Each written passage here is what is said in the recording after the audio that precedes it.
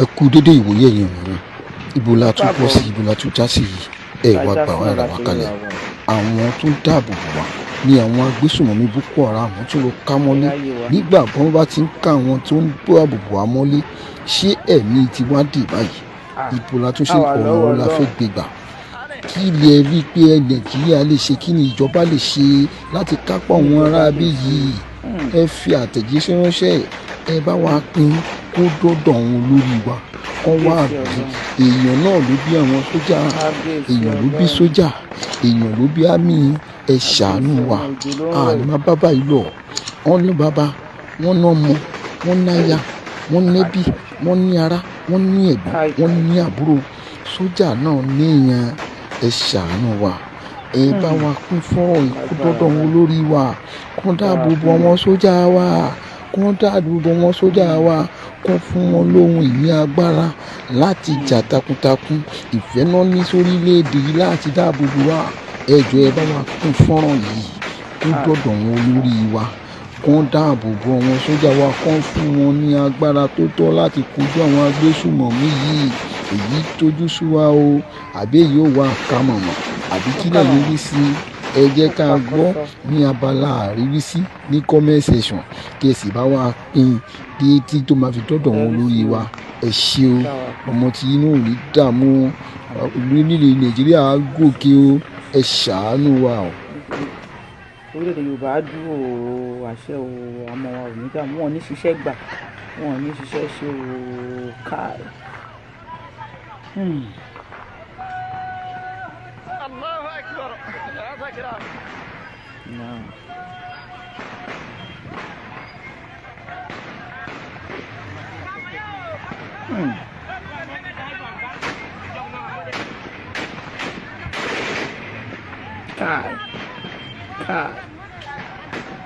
Kai. What's it called? Be careful, guys.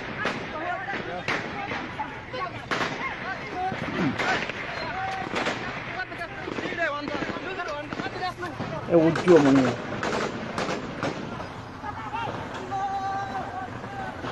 wá kíbá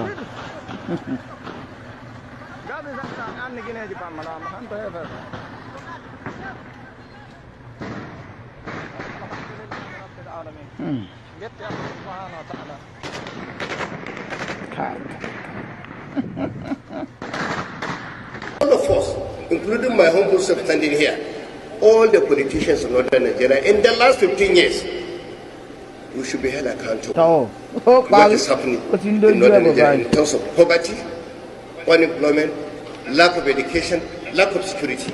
As of 2016, some of us that live here in Kaduna, and Northwest in particular, were not aware of anything called banditry, kidnappings, or insurgency. If there's anybody here who is aware of that, can also attest to the fact that as of 2016, not 2019, 16, there was nothing like kidnappings even in Benogwari. I can tell you that for a fact. What went wrong? Come, let me tell you the major problem of Nigeria. The major problem of Nigeria is northern part of the country. Northern Nigeria are the major problem of Nigeria. If you want to see conflict, northern Nigeria. Rape, northern Nigeria. Refugees, northern Nigeria. Thieves, in fact, if you want to see thieves stealing on an industrial scale, come to northern Nigeria. Thieves fully engaged in primitive accumulation, come to northern Nigeria. Wow. In fact, I am from northern Nigeria. I am proud to be an indigenous of Borno State. I am from Borno State. I am proud to be an indigenous of Borno State, from the northern part of the country. But I want to tell you that the major problem of this country is northern part of the country. These are people, if you want to see hatred, if you want to see conflict, if you want to see nepotism, cronyism, any other thing you can label. In fact, northern, if you carve out southern part of the country from Nigeria and give it 10 years, they are going to be recognized among community of nations because of the development they will have. 70% of the people who govern this country are from the northern part of the country. But if you want to see hunger, starvation, and any other thing, it's from the north. Why? We are the major problem. But our people doesn't want us to be speaking the truth. And that is why we continue to somersault in this kind of issue. We have had a northern president from Katsina for 8 years. Before he came, we did not have a single IDP. All our local governments were safe. Now Katsina State, 22 out of 34 local governments. That is 65% of Katsina. It's under siege. Borno State is more secure and safer than Katsina. That we had a president who is from there. That is a failing of us northerners. We need to look at ourselves. And now here we are. We have a leadership, we have a vice president number 2 who is from the north. We have a speaker of the house who is number 4 who is from the north. We have an SGF who is from the north. We have the senior most military officer who is from the north. We have all the ministers of defense from the north. We have the minister of police from the north. We have the national security advisor from the north. President Bola Ahmed Tinubu will look at us and say, you guys have no excuse not to bring peace to your land. So it is up to us to look at ourselves in the mirror, we northerners, especially those in government, and lock the door and say, people, how do we take care of these problems? President Bola Ahmed Tinubu from the southwest cannot come and bring peace to us. It is us that must bring peace to ourselves. And it is not the military that will bring peace. I've said it again and again, banditry can never be won on the battlefield. We're just putting the military to clean up after this mess. They're everywhere. So northern leadership, all of us, must come in, lock the door and sit down and see how we can bring peace to our land. 15 years of Boko Haram, 9 years of banditry. Are we going to continue this forever? I have friends in the United States calling me and say, did you see the primary school where these kids were taken?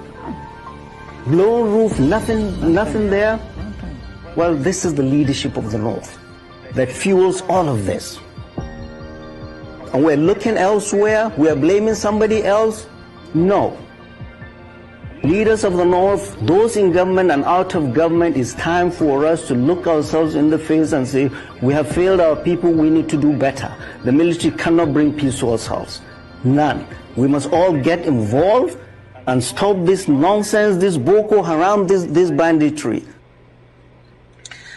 I don't mean to be rude. I don't want to be rude to anybody, and I don't want to disrespect anybody, and I don't want to insult anybody. Don't insult, please. What I'm saying is that is the real truth. The real truth, the real problem of Nigeria, are Northerners. Northerners, Fulani, Hausa are the problem of Nigeria. They don't want our Nigerian progress. If they are not the one in power, then nobody can do it. It's only them that can do it. If you say you deprive Igbo people from having what is supposed to be theirs, then let them go. Allow them to go for their Biafra. Let them If you say Yoruba people are not competent, they cannot rule Nigeria, allow them to go. Then we, the Northerners, should just stay and rule ourselves. A group of people actually overpowered your government, Mr. President. The incoming president, Mr. Atiku, Mr. Tinubu, can you please find a solution to herdsmen? They are just actually some group. You can team up with Sunday Igboho, but instead you took him out. You took him. You rendered him useless. You can.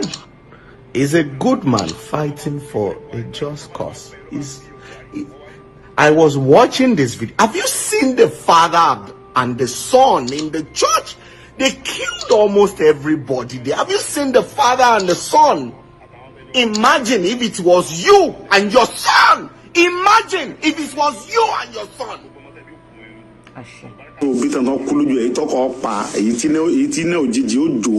èyí tí ó dààmú àti ẹ̀yin olóṣèlú ó yẹ mo ṣe sọ yẹn ò tẹ́ mọ̀ sí tó pé kò sí bí wọ́n ṣe fẹ́ ṣe jàmbá yẹn fún mi nìbàdàn tẹ́ gbọ́dọ̀ mọ́mọ́ kọ́mọ orókì láyà yìí àtẹ̀yìn tẹ́ súnmọ́ mi tí wọ́n pè lórúkọ yẹn tí wọ́n ní kẹ́ mọ̀ pè mí sí mo wà nulẹ̀ àti wọ́n ọ̀rẹ́ mi tí mo sọ fún pé ológbò yẹn o tí bá fẹ́ ṣe gbá tí mo fi tàn ẹ̀mí fi gbé ẹmúgùn ní olórí ibú mo kẹ́ fi tàn ẹ́ nì bí mo mọ́ ń lo ológbò mo mọ́ ṣe mi kẹ́ fi tàn olórí burúkú rẹ̀ wọ́n rẹ̀ wá ti believe orí kan polówó ikú òjijì tẹ́ fi pa ológbò yẹn jọ ẹ̀ tọmọtọmọ ikú òjijì ni ọ̀pá yín mo parọ́ fún ẹ ní èmi ń do ológbò mo kẹ́ parọ́ fún lórí burúkú rẹ ni ó lò sí ẹ fẹ́ mọ̀dí abájọ èyí ó lò sí kò ní dáa fún yín ẹ ní fọkànbalẹ̀ Nàìjíríà ò ní nísìmí àfitẹ́ bá pín Nàìjíríà yẹn kò ní nísìmí ṣùgbọ́n.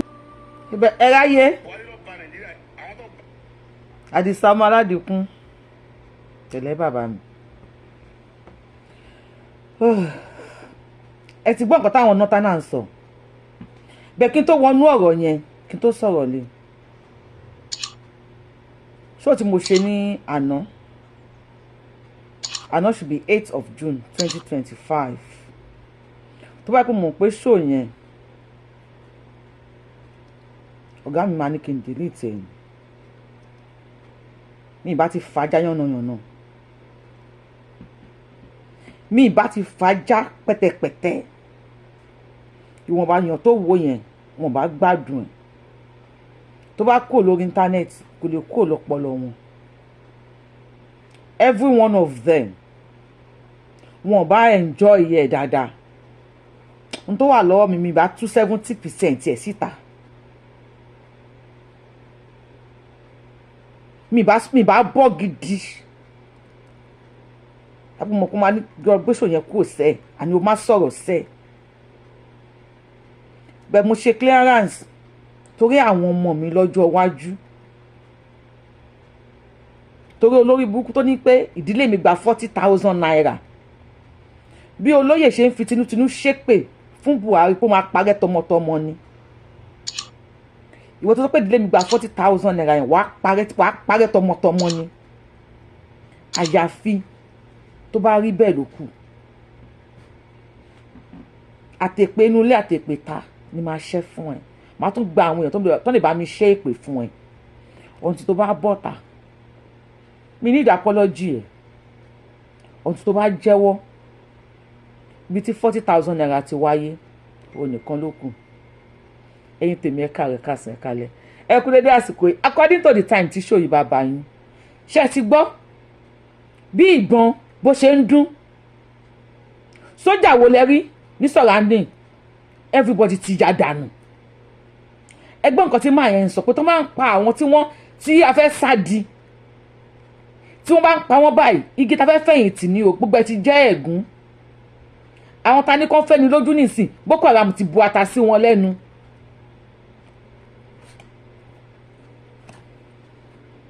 ó mà ṣe ọmọ Yorùbá especially àwọn tó wà nílé tá à ń jà fún tá à ń dìde tá à ń sọ̀rọ̀ fún tí olórí burúkú aṣòṣì máa mọ̀ ẹni táyẹ̀ máa bàjẹ́ kan tó ní ìdílé tèmi gba 40,000 naira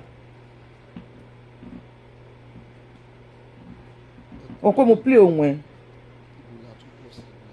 mo wá nídìí ohun ẹ omi nídìí ohun ẹ kò sí ti fẹ́ fọ ohun ẹ ṣe àyàfi tó bá gbénu obìnrin ló kù ṣùgbọ́n kó máa wà ní àkọsílẹ̀ wípé èmi Yorùbáwùyí mo ṣẹ́ ìpèlè ẹ ní 8th of June 2025 nítorí pé ó parọ́ mọ́ ìdílé mi àti wọ́ àtàwọn tẹ́jọ́ mọ̀ sí bí ẹkún báyìí ló máa ń ṣe gbére inú abímọ kúkùn òkè ń dùn tó lóye Ìgbòho bá lè ṣe èpèlé Buhari mo ní ẹ̀tọ́ àti wọ́n ẹ ní èpè either physically or in the spiritual realm gan kí n tún bẹ àwọn àgbàlagbà ní iṣẹ́ kó má mi wọ́n ẹ lépè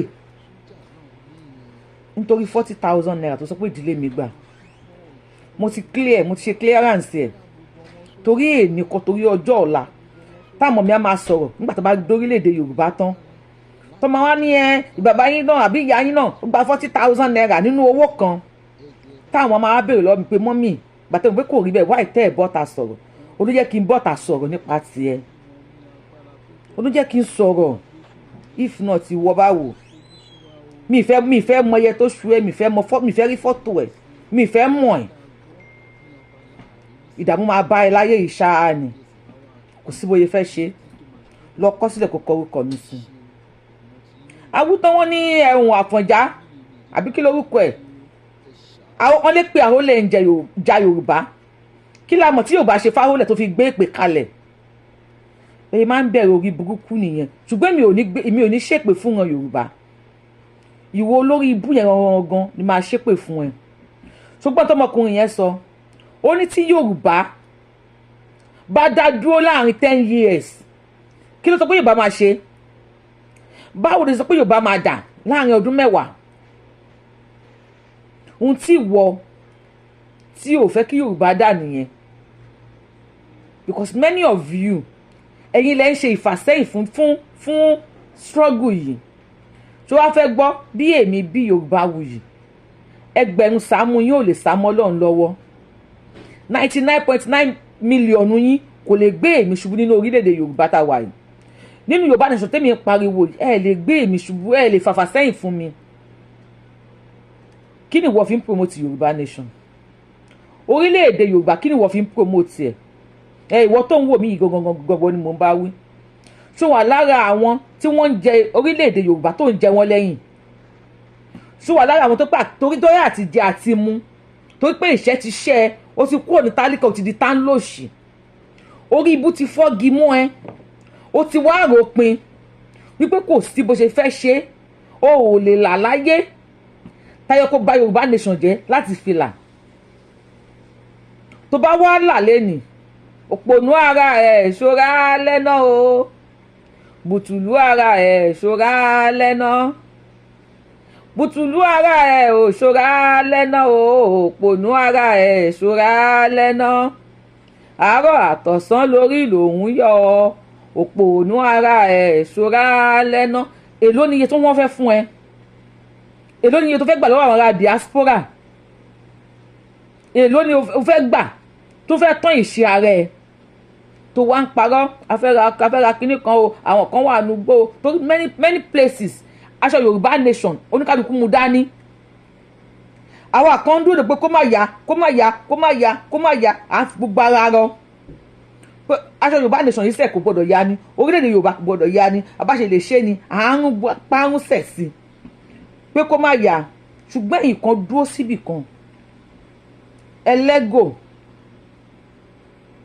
ẹ fi àtijẹ àti mu yín ẹ fi lé àwọn tí wọ́n ń sanwó láti diaspora ẹ fi lé wọn sẹ́yìn ẹ fi jẹ́ kó máa sọ pé Yorùbá nation yẹn wọ́n fi ń jalè ni mo rí bàbá kan tó ń nínú fídíò kan èmi ò gbé àwọn fídíò rádaràda yẹn ni bàbá yẹn ó pè sórí show kan ó láwọn Yorùbá nation oníṣe bólè náà fi ń jà ṣó wà nínú ara àwọn tó fi epo yí aṣọ Yorùbá nation kó máa jẹ́ ọlọ́kàn ìwọ tó ń wò mí màmá sista bọ̀dá ọ̀nkù dádì tó ń wò mí ṣáà àwọn tó ń fa aṣọ yamọ́ Yorùbá nation lára òun lẹ́wà ṣe wà lára àwọn tó ń gbowó lọ́wọ́ àwọn ará diaspora tẹ́ ẹ̀ ń parọ́ fún wọn tó bá rí bẹ́ẹ̀ lọ ronúpìwàdà o tó orílẹ̀-èdè Yorùbá yìí dandan ní ta idán ó ti wà lákọsílẹ̀ ipò máa ṣe é ṣe ó láwa yìí ṣe dúró àwa ò yẹ̀gbò ààyè ẹsẹ̀ àdẹ níbì kan tá à ń lọ tẹ́lẹ̀ ká máa pariwo wípé ohun tó ń ṣe fún wọn àwọn sójà tán yìí ìgbà tó máa pa àwọn sójà tán báwo ni civilian ṣe máa rí lọ́wọ́ wọn àbí wọ́n tó wà ní diaspora tó jẹ́ pé owó iṣẹ́ tí wọ́n ń ṣe nínú òtútù nínú òjò nínú oòrùn ó fi ń faṣọ mọ́ Yorùbá nation lára ni aṣọ ara Yorùbá nation ó ń try láti fàyà ó ṣọ́ọ̀kì ẹ wípé kí ló dé tára diaspora náà tó ń fàṣẹ ya mọ́ Yorùbá nation lára má ṣàlàyé fún ẹ ṣùgbọ́n pé tí ò bá nídìí obìnrin ò kì í jẹ́ kúmólú obìnrin tó bá jẹ́ kúmólú á ṣe pé kúmólú lé wọn lọ ni Yorùbáwùyí lórúkọ mi ẹ tẹ́ bá ti bá mi dádò tap send ẹ lọ bá mi dádò tap send ẹ lo promo code Abiola TTS ní àkọ́kọ́ tẹ́ bá fẹ́ ju owó sí Nàìjíríà app tẹ́ lè fi send owó ní anywhere tẹ́ bá wà ó wà fast ó wà easy direct deposit ni ẹ tẹ́ bá ti bá wa lò ẹ ṣe àdúpẹ́ aṣẹ́wó ń kíyìn o aṣẹ́wó ń kíyìn ẹ bá wa lò kí wọ́n á kó bẹ́ẹ̀ ṣé ti bá mi tẹ tán pọ̀ lórí show yìí ṣé ti share ẹ invite àwọn èèyàn yín ẹni kan wá fetí gbọ́yàwó ọ̀rọ̀ kó wọ́n á gba lẹ́tà ọ̀rọ̀ lórí orílẹ̀-èdè wa àwọn máa yọ fúnra wa ni ń tẹ́ bá pè mí náà ń ṣe tí mo fi ń support Yorùbá nation ẹ bá mi kọ sí comment section ohun tẹ́ bá wá pé mò ń ṣe tí mo fi ń fa aṣọ ya mọ́ Yorùbá nation lára ẹ bá mi kọ sí comment section yes tí o bá ti mú tèbú dání èèyàn kí mọ̀ rìn kò rí má mi talent tó pé kò lè ṣàṣìṣe let me know ìwọ tó wà ní diaspora tó ṣe pé owó inú òtútù owó inú òjò tí wọ́n ń pa òfin ìfàṣọmọya mọ́ Yorùbá nation lára ni ẹ máa wá pariwo pé wọ́n gbà yín ẹ máa lẹ́gbẹ́jà ò dáa tàmẹ́dù òṣùwọ̀n owó tó ń fún wọn Nàìjíríà ṣé owó torí orílẹ̀-èdè Yorùbá ni ṣé owó torí àwọn tí yà ń jẹ ni ṣé owó kabọ́ ló ku ẹrú ló ń fún wọn ṣé owó dáadáa ṣe owó nú ẹ owó òkun àyà ẹ ṣé kìí pé ó fún wọn ní owó láti fi ra ipò gọ́vnà kalẹ̀ àti ẹ̀gbọ́n wọn náà tó ń ra ipò pírẹ́sídẹ̀ǹtì wà ipò sínétọ̀ house of assembly kánsẹ́lọ̀ wọn láwọn ìyá kan tẹ̀ ti dàgbà débi wípé wọ́n ra ipò yẹn kalẹ̀ fún àwọn ọmọ wọn ọmọ èwo ipò èwo ló nú orílẹ̀-èdè wo ṣé ìta ti gbà bí ìta ti gbà tí ò bá mọ̀ tó bá rò bí yóò rán owó níṣẹ́ ni ó rán owó níṣẹ́ ó ń fa aṣọ ya mọ́ orílẹ̀-èdè Yorùbá lára ni ó ń faṣọ ẹ̀yà ni you know why torí àwọn tí òun fún lówó wọ́n á ti rí ẹbí mùmú wọ́n á ti rí ẹbí ṣòṣó wọ́n á ti rí ẹbí mọ̀ngàn wọ́n á máa gba owó lọ́wọ́ ẹ̀ wọ́n á máa gba owó lọ́wọ́ ẹ̀ ohun tí ò tọrọ wọ́n á máa fi gba owó lọ́wọ́ ẹ̀ wọ́n mọ̀ pé iṣẹ́ ìdẹ́tò àwọn náà mọ̀ ọ́ ṣáwọn tó wà Nàìjíríà wọ́n mọ̀ pé iṣẹ́ ìdẹ́tò tòru ló ń rán àwọn wọ́n mọ̀ mẹ́ni wọn tó wà Nàìjíríà tó ń wò yẹn wọ́n mọ ẹni tó jẹ́ múgùn wọ́n mọ ẹni tó jẹ́ ṣòṣó wọ́n mọ ẹni tó lè gbé súnmọ́ wọ́n mọ àwọn tó máa kówó kalẹ̀ tinú tọkàn wípé tọ̀ mo fi ran orílẹ̀-èdè mi lọ́wọ́ ni wọ́n mọ àwọn tó máa kówó kalẹ̀ nítorí pé àwọn náà fẹ́ ìfẹ́ ẹnu wọ́n fẹ́ joyè oyè ní ìlú tá àti ìgbà wọ́n máa wá béèrè owó jẹ́ kí sáré láyé ẹ bó ṣe ń fa aṣọ ya mọ́ Yorùbá nation lára tó má béèrè owó lè nù wá fún wọn tó má béèrè owó lọ́la wá fún wọn ìwọ ló mọ̀ wípé ajédèjẹ ò kí ń jẹ ẹ̀yọ̀kan kó ṣíwọ́ àwọn ti rí ẹbí báǹkì nìyẹn wọ́n ti rí ẹbí ATM nìyẹn wọ́n máa wá béèrè owó frequently èmi náà wà ní condition bẹ́ẹ̀ yẹn mo wà ní situation bẹ́ẹ̀ yẹn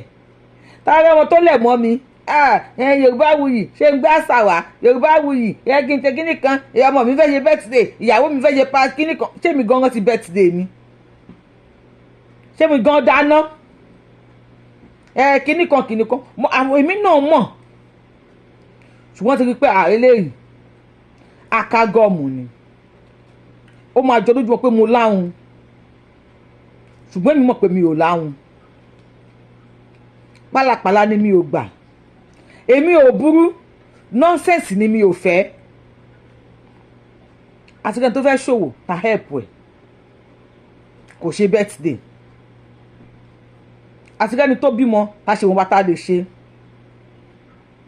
kò kí n ṣòwò àrédè ló ń béèrè nígbà tẹ́mi ò bá ní rán ẹ pé ó yá o gbà lọ bá mi wò kí ló ṣẹlẹ̀ ń bẹ̀ yẹn wá information mo ń fẹ́ béèrè lọ́wọ́ ẹ̀ ládùn information tó kórí íńtánẹ́ẹ̀tì tájẹ̀ tí sọ 1% ẹ̀ pátẹ́mi ò ní bí ẹ pé kí ni lágbájá sọ ọlọ́run bá ń fọ̀hún kéèyà mi tó bá jáde tó bá dé tó bá ní ẹ màámi ẹ àgbà tẹ́ ẹ̀ sí ilé ìyá kínní kó tó sọ délé wà ju ẹ ní kùkù lẹ́nu ni á ní mi ò fi ẹ́ ṣọ́lẹ̀ ṣé wọ́n tó wà nílùú òyìnbó ṣé kìí ṣe pé òun fi àwọn èèyàn ṣọ́lẹ̀ lówó tó ń fún wọn ṣé kìí ṣe owó tó kọ́ máa wá ṣèké lágbájá àti tàmẹ̀dò fún ẹ ṣé òun lówó tó ń fún wọn pósìtì wo ló yọ pósìtì wo ló wà ńlẹ̀ ṣé kìí ṣe pé owó kárí mi òun ló ń fún wọn ọ̀nà wo ni wọ́n gbà tó fi ń gbé Yorùbá nation sókè àbí wọ́n ń faṣọ gbòyàmọ́ lára ni lórílẹ̀‐èdè Yorùbá kí lẹ lérò pa lè ṣe ta fi lè dá dúró kí lẹ lérò pa lè ṣe tí ó ń bọ̀ tá máa dé àwọn dè yìí ṣaláwọ̀n ńlẹ̀ ta lè dẹ́dẹ́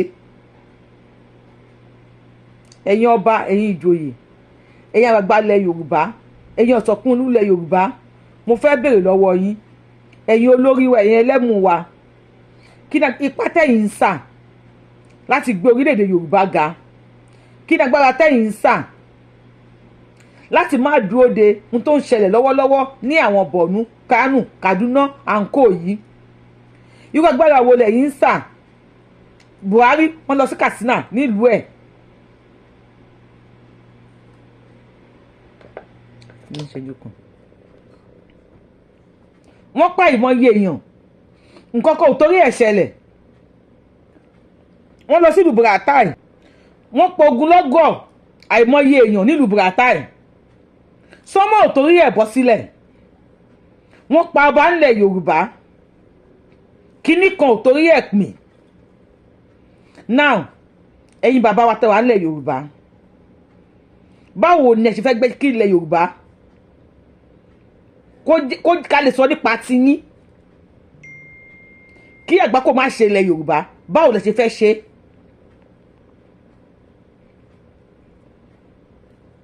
Báwo lẹ ṣe fẹ́ ṣe? Ọ̀nà wo lẹ̀yin gbà tẹ́ fi ń support ilẹ̀ Yorùbá àbí ọ̀nà wo lẹ̀ ń gbà tẹ́ fi ń faṣọ ya mú orílẹ̀-èdè Yorùbá lára? Ẹ̀yin bàbá wa bàbá Bọ́lá Ahmed Tinubu ó kan ẹ̀yin náà. Tẹ́ bá rò pé máa lọ ọdún mẹ́jọ yín pé mélòó ni wọ́n fẹ́ pa ọmọ Yorùbá kù torí táwọn ilé ìkó wọlé ẹ̀rí bó ṣe yìn. They are well trained. 70% ti ọmọ Yorùbá tó wà ní èjì wọn yẹn pàtí náà wà àbí kọ́ wà ní títì kọ́ máa ọ́zù àbí kí mi máa ṣe gbé yàrá màmẹ́ kó máa sórí couch. Ìmí inú wọn orí ẹni ló ń sùn ẹlòmíkan àti àtún jarun pa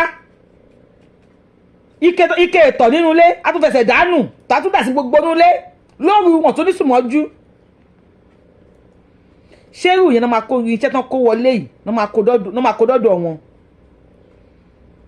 ló máa lóun fẹ́ gbé wọ́ sókè.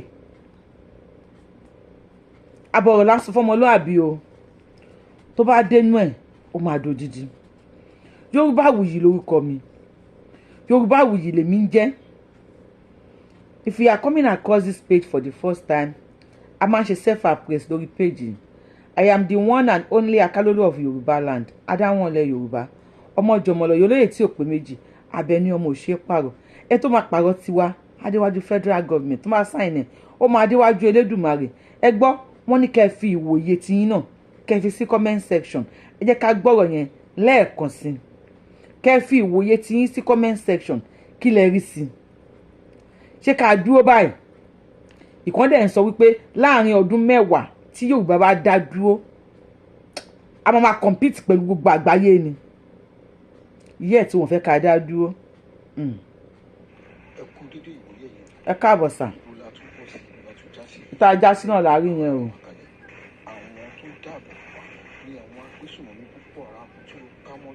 Nígbà kan bá ti ká àwọn tó ń kó àbùkù àmọ́lé ṣé ẹ̀mí ti wá dé báyìí. Tó. Ìjọba tó ṣe ọ̀nà ọ̀la fẹ́ gbé gbà. Ẹ wò wọ́n. Who are these people pàápàá? Àwọn people yìí.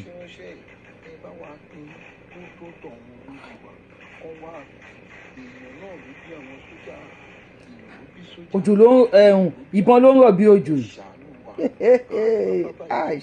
Wọ́n ní bàbá, wọ́n ní ọmọ, wọ́n ní aya, wọ́n ní ẹbí, wọ́n ní ará, wọ́n ní ẹ̀gbọ́n, wọ́n ní àbúrò. Ṣáwọn lè máa mojú kábíyèsí tó máa wọlé báyìí. Ẹ bá wa pín o. Gbogbo wọn sójà wa, gbogbo wọn sójà wa, wọ́n fún wọn lóhun ìní agbára láti jà takuntakun. Ìfẹ́ náà ní sórílẹ̀-èdè láti dáàbò bò wá. Ẹjọ́ ẹ bá wa kún fọ́nrán yìí. Ó gbọ́dọ̀ wọn lórí wa. Wọ́n dáàbò bò wọn sójà wa kán fún wọn ní agbára tó tọ́ láti. These people are well trained. Tójú sú wa o, àbí yóò wá kàmọ̀, àbí kílẹ̀ yóò ní sí ẹ jẹ́ ká gbọ́ ní abala àríwísí. Èsì bá wa pín tí tó máa fi tọ́tọ̀ wọn lórí wa. Ẹ ṣe o. Ẹ wo kíní àwọn sójà àmì. Nàìjíríà gòkè o. Tọ́. Ṣàánú wa o. Ẹ ṣàánú wa o, ẹ bá wa pín o. Àbí I don't even know what to say. Can you imagine this? Allahu Akbar. Allahu Akbar.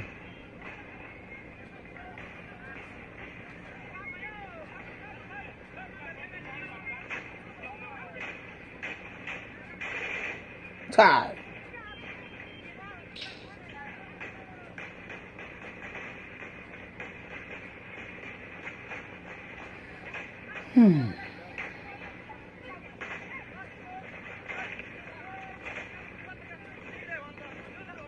Ọmọ kékeré yányán lélẹ̀. Àmọ́ ohun tó gbé dání ó ti sọ di àgbàlagbà. Inú wọn dẹ̀ ń dùn.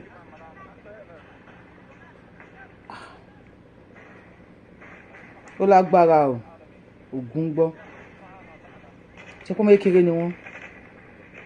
Ṣé kọ́ ọmọ kékeré ni wọ́n? Ẹ rójú wọn. Àwọn àmì ti sádànù. Bó jẹ́ ẹ̀yin ńkọ́, ṣe máa dúró. Bó jẹ́ mi ńkọ́, ṣe máa dúró. Lóòótọ́ ló gba ṣe àmì. Ṣùgbọ́n ẹ̀mí wọn ẹkùn fi ń tàfàlà ni. Low payment lẹ́ ń fún wọn. Kì í ṣe pé owó kan tó gbádùn lẹ́ ń fún wọn. Tí wọ́n á wọlé wọ́n ń pa wọ́n. And who are these people? Ta làwọn people yìí?